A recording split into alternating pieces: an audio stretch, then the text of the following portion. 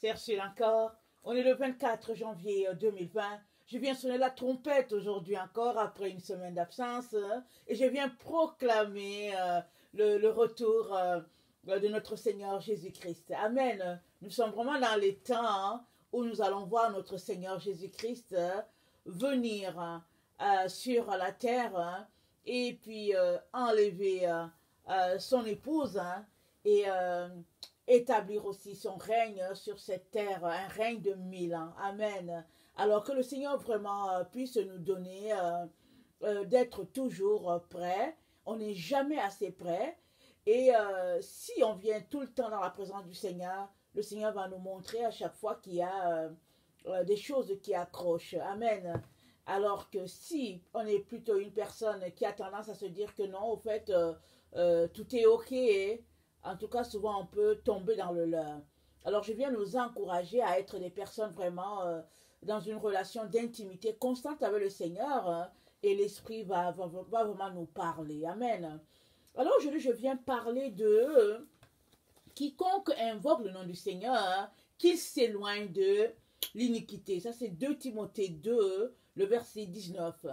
Alors, le Seigneur nous recommande fortement de faire un choix. Il dit, si tu invoques le nom du Seigneur, si tu es quelqu'un qui te réclame de Jésus, si tu dis que, oh Jésus, il te dit, éloigne-toi de l'iniquité, parce qu'il y a un revers à cela. Amen. Il est donc très très important que nous prenions en considération ce conseil-là. J'aimerais ça qu'on regarde 2 Timothée 2, 19. 2 Timothée 2, 19.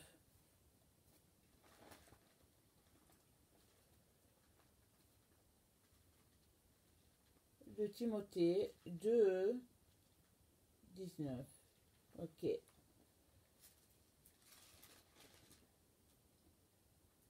Néanmoins, le solide fondement de Dieu reste debout, avec ses paroles qui lui servent de sceau. Le Seigneur connaît ceux qui lui appartiennent.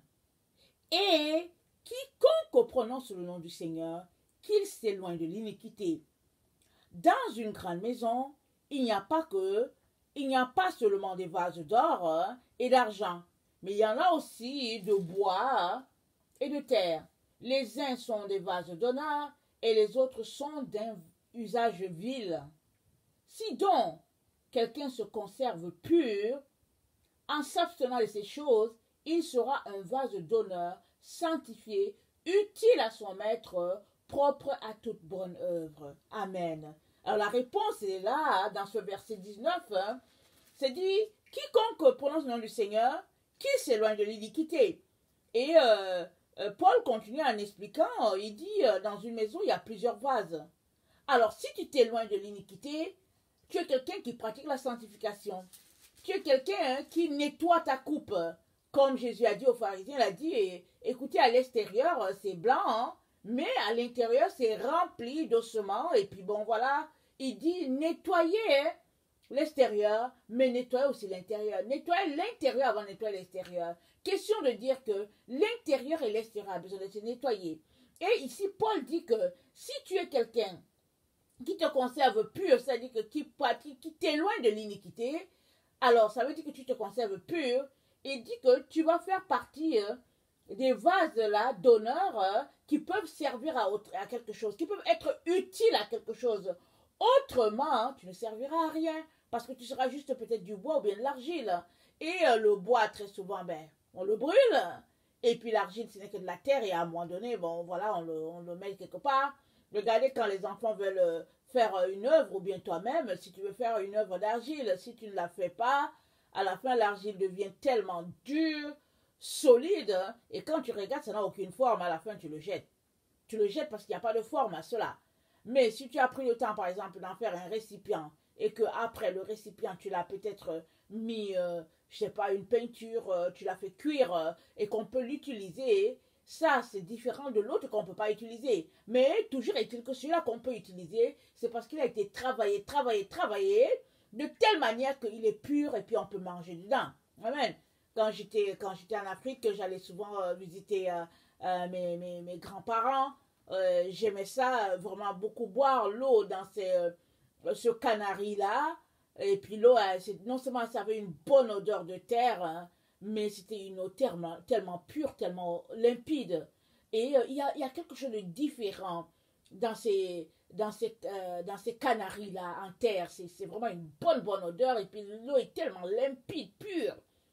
Ou bien, souvent, ma grand-mère nous servait dans des ustensiles en terre cuit.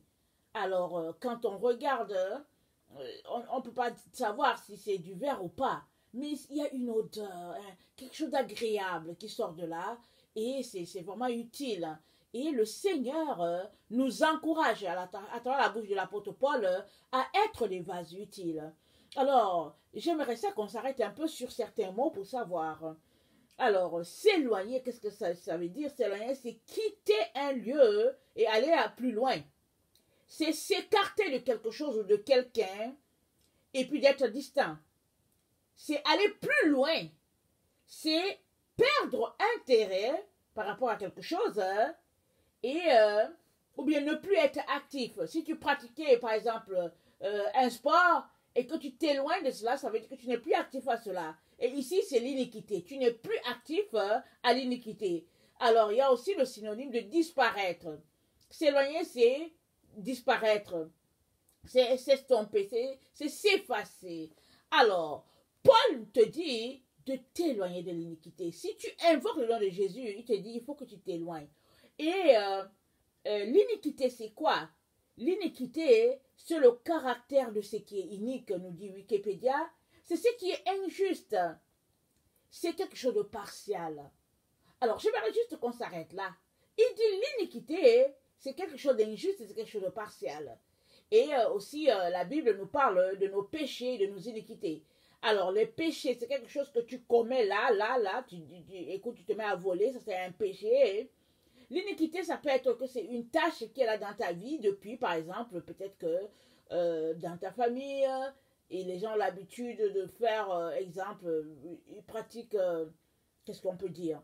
Exemple, c'est des gens qui aiment pratiquer la moquerie ou bien l'hypocrisie. Alors, tu nais dans une société comme ça, tu grandis, finalement, tu ne sais même pas si c'est un péché ou pas. Alors, tu es pris dedans et tu ne comprends même pas qu'est-ce qu'il y a de mal dedans. Parce que ça, c'est l'iniquité pour toi. Et à force de t'éloigner de ce milieu-là, des gens avec qui, par exemple, tu vois qu'il y a quelque chose qui n'est pas correct dans leur vie, à un moment donné, la lumière de Dieu en toi va t'allumer que ça c'est un péché. Ça là, ça c'est l'iniquité. Ça le Père n'aime pas ça. C'est un mal. C'est quelque chose d'injuste. Alors, le Seigneur te dit de t'éloigner de l'iniquité. Que si tu invoques le nom de Jésus, il est très très important que tu restes loin de l'iniquité. Parce que ça a un double revers. Amen. Alors, Jacques va dans le même sens. Jacques 3, le verset 11. Jacques 3, le verset 11 nous dit ceci. On le connaît tous, ce verset-là. Il dit, la source fait-elle jaillir par la même ouverture l'eau douce et l'eau amère? C'est pas possible. Un arbre ne peut pas produire en même temps des oranges et puis du tamarin. C'est soit l'un, c'est soit l'autre. Tu ne peux pas aller chercher de l'eau pure à une source et là, en même temps que tu prends l'eau pure à quelque part, de l'autre côté, tu vois de l'eau qui est amère ou bien qui est polluée. Ce n'est pas possible. Soit tu es d'un côté, soit tu es de l'autre. Amen. Et le Seigneur nous le rappelle aussi dans Apocalypse 3, le verset 15 à 16. On connaît très bien ce verset-là. Apocalypse 3, le verset 15 à 16, ça dit, je connais tes œuvres. Je sais que tu n'es ni froid ni bouillant. Puisses-tu être froid ou bouillant? Ainsi, parce que tu es tiède et que tu n'es ni froid ni bouillant, je te vomirai de ma bouche. Parce que tu dis, je suis riche, je me suis enrichi, je n'ai besoin de rien. Et parce que tu ne sais pas que tu es malheureux, misérable, pauvre, aveugle et nu.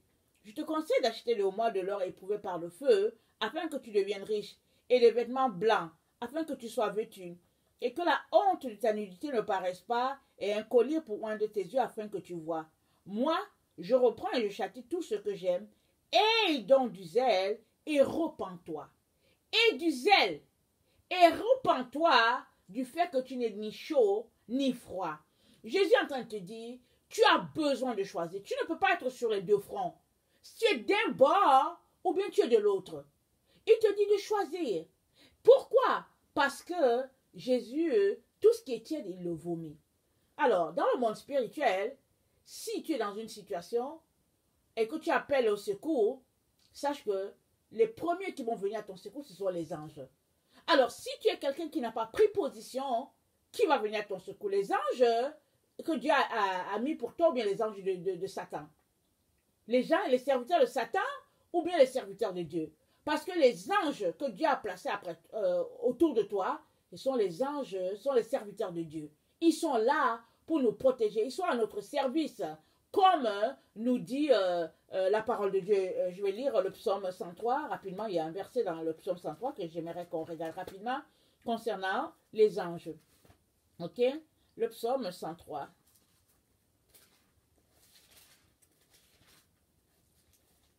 Le verset, il dit, le verset 20. Bénissez l'Éternel, vous ces anges qui êtes puissants en force et qui exécutez ses ordres, en obéissant à la voix de sa parole. Bénissez l'Éternel, vous toutes ses armées qui êtes ses serviteurs et qui faites sa volonté. Bénissez l'Éternel, vous toutes ses œuvres, dans tous les lieux de sa domination. Mon âme bénit l'Éternel. Alors, si tu es quelqu'un qui invoque le nom du Seigneur, ça veut dire que le nom du Seigneur est sur ta bouche. Ça veut dire que tu connais tes versets. Et que dans une situation difficile, tu dis, au nom puissant de Jésus, je vous chasse. Ou bien, au nom puissant de Jésus, je te lie, toi, démon, ou bien je ne sais pas quoi. Alors, si tu es quelqu'un qui, au fait, invoque le nom de Jésus et en même temps invoque les principautés démoniaques, en tout cas, les démons vont juste se moquer de toi. Ta parole n'aura aucun pouvoir, n'aura aucune puissance, parce que tu es sur deux fronts. Mais si tu es quelqu'un qui invoque le nom du Seigneur, alors dès que tu ouvres la bouche, la parole s'exécute. Parce que Dieu dit que ma parole ne sort pas de ma bouche sans avoir accompli ce pourquoi elle a été envoyée. Alors la parole de Dieu a déjà été envoyée afin de nous guérir et elle est disponible pour toi et moi. Alors, une fois que tu reprends la même parole que Dieu a dite et que tu la prononces, alors cette parole, elle aura toujours effet. Elle aura le même effet qu'elle a eu effet quand Dieu l'a prononcée. Pourquoi? Parce que c'est au nom de Dieu que tu viens. Amen.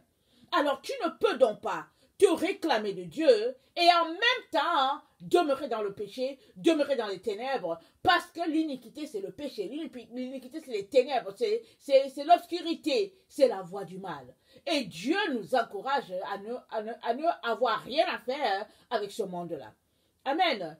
Et puis, pourquoi est-ce si important de s'éloigner de l'iniquité? Parce que c'est deux mondes. Jésus, c'est le monde des lumières, et l'iniquité, c'est le monde des ténèbres. Amen. J'aimerais ça qu'on puisse lire Zacharie. Zacharie 5. Zacharie 5, et on va voir, au fait, Dieu nous dit quelque chose d'intéressant concernant l'iniquité. Amen. Zacharie 5.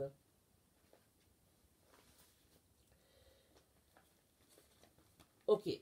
Je levai de nouveau les yeux et je regardai. Voici, il y avait un rouleau qui volait. Il me dit, que vois-tu?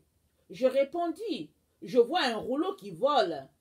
Il a 20 coudées de longueur et 10 coudées de largeur. Et il me dit, c'est la malédiction qui se répand sur tout le pays. Car selon elle, tout voleur sera chassé d'ici, et selon elle, tout par jour sera chassé d'ici. Je la répands, dit l'Éternel des armées, afin qu'elle entre dans la maison du voleur et de celui qui jure faussement en mon nom, afin qu'elle y établisse sa demeure et qu'elle la consume avec le bois et les pierres. L'ange qui parlait avec moi s'avança et il me dit, lève les yeux et regarde ce qui sort là. Je répondis, qu'est-ce? Il dit, c'est l'Épha qui sort. Il ajouta, c'est leur iniquité dans tout le pays. Et voici, une masse de plomb s'éleva, et il y avait une femme assise au milieu de l'Épha. Et il dit, c'est l'iniquité. Et il la repoussa dans l'Épha, et il jeta sur l'ouverture la masse de plomb. Je levai les yeux et je regardais, et voici deux femmes parurent. Le vent soufflait dans leurs ailes. Elles avaient des ailes comme celles de la cigogne. Elles enlevèrent l'Épha entre la terre et le ciel. Et je dis à l'ange qui parlait avec moi, où emportent-elles les femmes? Il me répondit, elles vont lui bâtir une maison dans le pays des Chinéens. Et quand elle sera prête, hein, il sera déposé là, dans son lieu. Amen. Alors, le Seigneur nous informe ici que l'iniquité va se répandre. Ici, ça parle du pays, mais nous sommes dans le temps où l'iniquité est en train de se répandre sur toute la terre. Toute la terre. Et la seule manière pour toi de ne pas être envahi par l'iniquité, c'est que tu puisses t'abstenir de l'iniquité. Tu puisses t'éloigner du mal. Parce que, comme on l'a dit, ça pénètre dans les maisons, ça entre partout, et ça va faire quoi? Il dit, je la répands d'iniquité des armées, je la répands, pardon, dit l'Éternel des armées, afin qu'elle entre dans la maison du voleur, de celui qui jure faussement à mon nom, afin qu'elle y établisse sa demeure, et qu'elle la consume avec le bois et les pierres. Ce que nous devons comprendre, c'est qu'il y a un temps où Dieu, tout simplement, exerce un jugement. Ça peut être sur une personne, ça peut être sur une maison donnée, je veux dire une famille, ça peut être aussi sur un pays, et ça peut être aussi sur toute la terre. Et nous sommes vraiment dans le temps où les ténèbres sont en train de remplir toute la terre. Toute la terre. Mais la gloire de l'Éternel, alléluia, sera dans la maison de ceux-là qui invoquent le nom du Seigneur, d'un cœur pur et puis dans la vérité. La gloire de Dieu, c'est sa lumière. La gloire de Dieu, c'est sa flamme, c'est son flambeau. Il est donc très, très important que si tu te réclames de Dieu, que tu n'aies rien à faire avec l'iniquité. Et ça, c'est à tous les plans, c'est à tous les niveaux. Au niveau de la parole prononcée, au niveau de la compagnie avec les personnes, au niveau de ce que tu manges, au niveau de tout ce que tu fais, ta vie est appelée à être sainteté et pureté jusqu'au bout. Pourquoi? Parce que le jugement de Dieu est en train de s'exercer sur la terre. Amen. Et même l'iniquité est qualifiée d'être une femme. Il dit c'est la femme, il dit c'est une femme, et puis cette femme c'est l'iniquité. Et il y a deux femmes qui font sortir cette iniquité-là. Elles sont comme les cigognes, elles ont leurs ailes comme les cigognes, mais c'est symbole du Saint-Esprit. Ce n'est que par le Saint-Esprit que toi et moi pouvons faire sortir l'iniquité de nos vies. Alors une vie remplie du Saint-Esprit fait qu'on ne demeure pas dans le mal. On s'en dissocie. Et ce verset-là, Zacharie, nous montre que vient un temps sur la terre où Dieu va exaucer le jugement pratico-pratique. Il va faire sortir l'iniquité par, au fait, le Saint-Esprit qui va reposer sur deux personnes, et ces deux personnes vont faire sortir l'iniquité.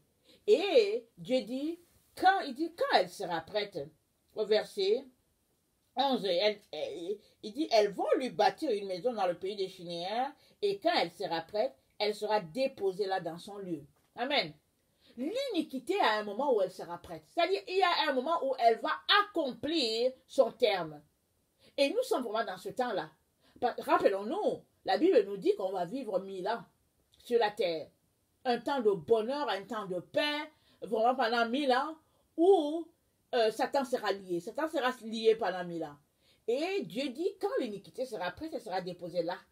Vraiment dans le désert, dans un lieu. C'est-à-dire que Dieu va ôter l'iniquité de la terre. Et pendant 1000 ans, les habitants de la terre vont vivre dans la paix et dans le bonheur. Mais ce n'est pas tout le monde. Parce que, il dit quoi? Le verset 3, il dit, c'est la malédiction qui se répand sur tout le pays, car selon elle, tout voleur sera chassé d'ici, et selon elle, tout parjure sera chassé d'ici. Amen.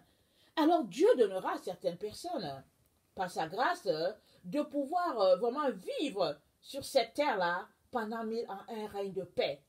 Et c'est dit au verset... attendez, je pense que c'est Jérémie 33. On va regarder rapidement. C'est un texte que je n'avais pas préparé. Mais si j'ai bonne mémoire, c'est Jérémie 33. Attendez.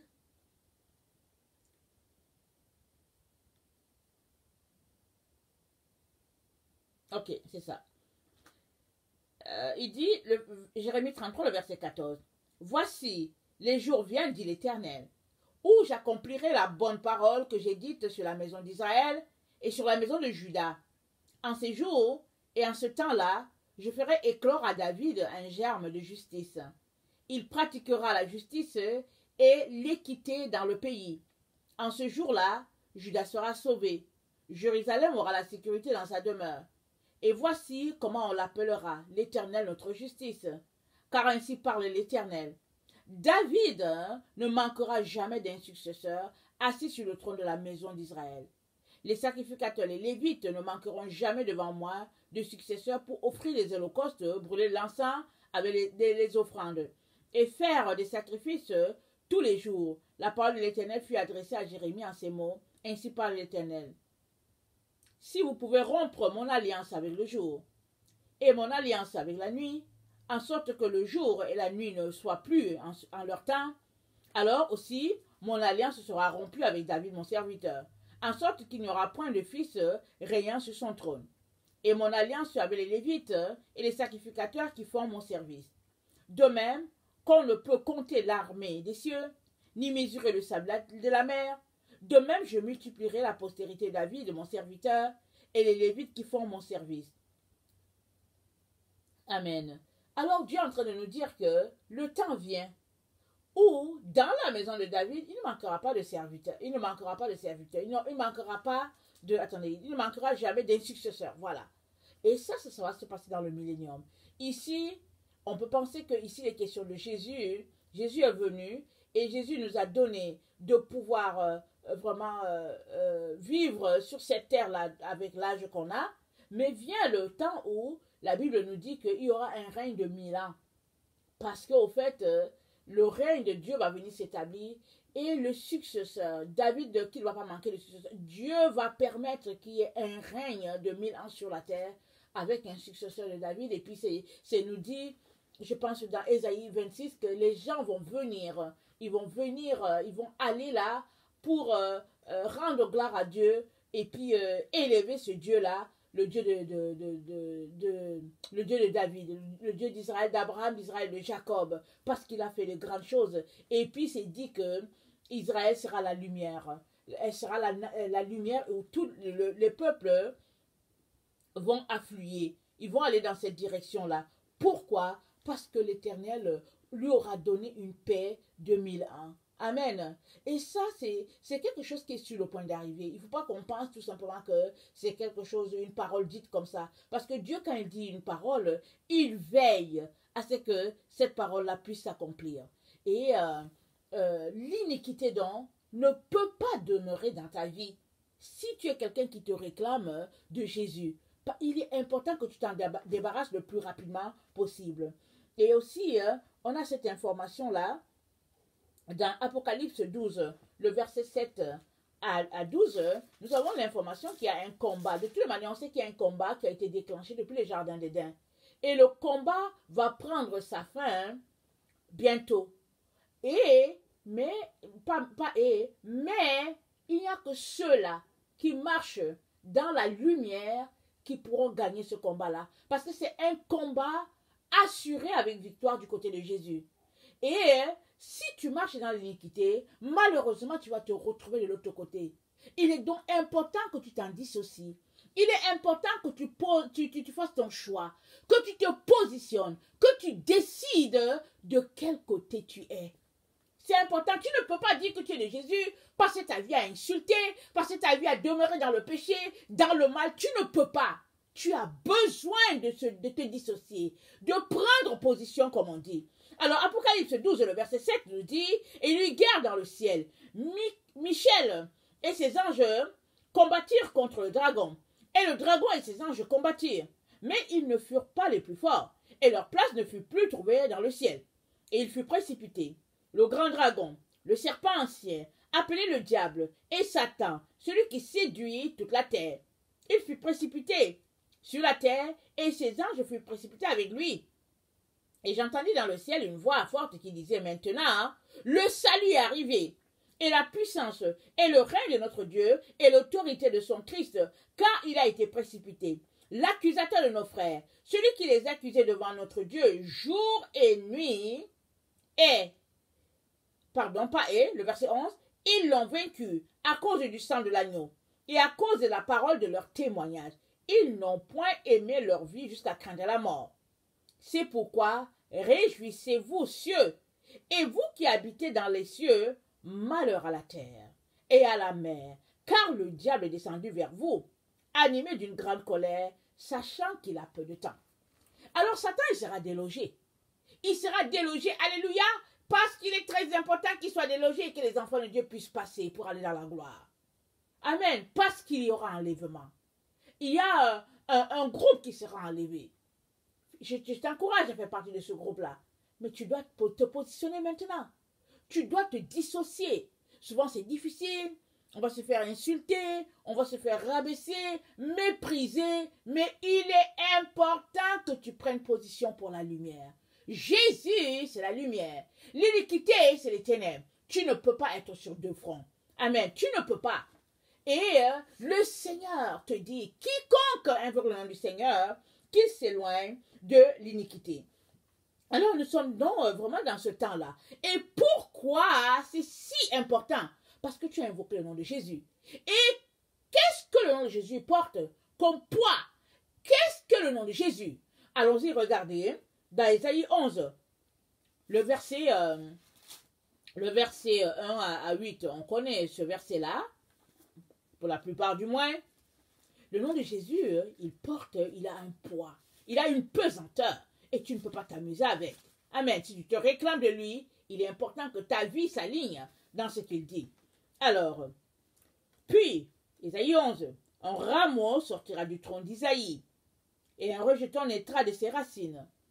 L'esprit de l'Éternel reposera sur lui. Et c'est quel esprit? Esprit de sagesse et d'intelligence.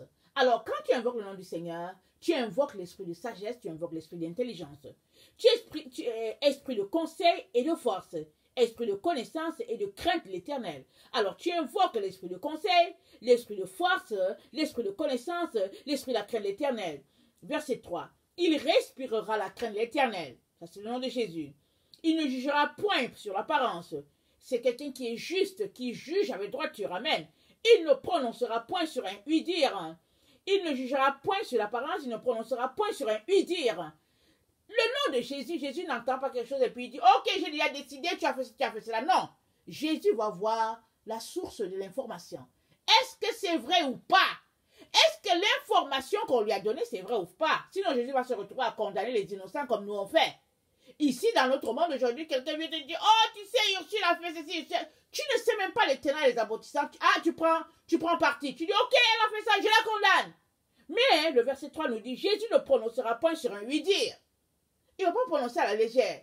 Il est le Dieu de la justice. Il va s'assurer que c'est juste et c'est droit. Alors, il te dit, si tu prononces son nom, il dit, éloigne-toi. Éloigne-toi de tout ce qui est mal. Et lui, il va te donner de juger avec droiture, avec justice. C'est un peu comme Salomon. Amen. Comme le roi Salomon. Amen. Et il prononcera avec droiture sur les malheureux de la terre. Il frappera la terre de sa parole comme d'une verge. Pourquoi il prononcera avec droiture sur les malheureux de la terre? Parce que les malheureux, c'est eux qui sont lésés sur la terre. On les méprise, on les piétine, on les traite de tout et de rien. Et Jésus est celui-là qui sera leur justicier. Amen. Alléluia. Alors, et le souffle de ses lèvres, et du souffle de ses lèvres, il fera mourir le méchant. Voilà pourquoi il est important que tu t'éloignes de l'iniquité. Parce que Jésus a prononcé la parole. Il va faire mourir le méchant.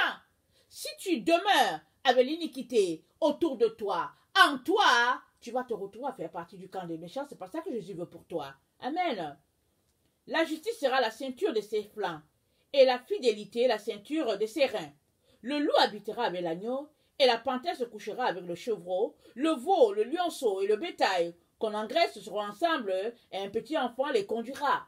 Rappelons-nous, ces deux femmes qui font sortir l'iniquité, qui est aussi une femme dans un pot, dans un bocal, elles font sortir l'iniquité, elles le conduisent dans le pays des Chinéas, dans le désert, un lieu désigné par l'Éternel, afin que l'iniquité soit ôtée de la terre.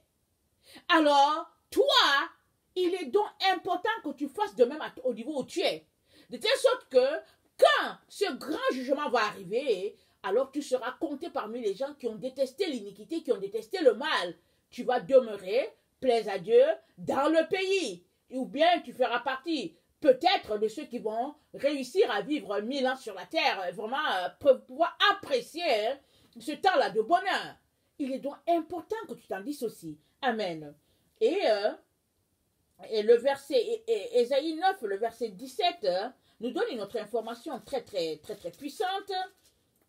Car la méchanceté consume comme un feu, qui dévore ronces et épines. Il embrasse l'épaisseur de la forêt, d'où s'élèvent les colonnes de fumée. Car la méchanceté consume comme un feu.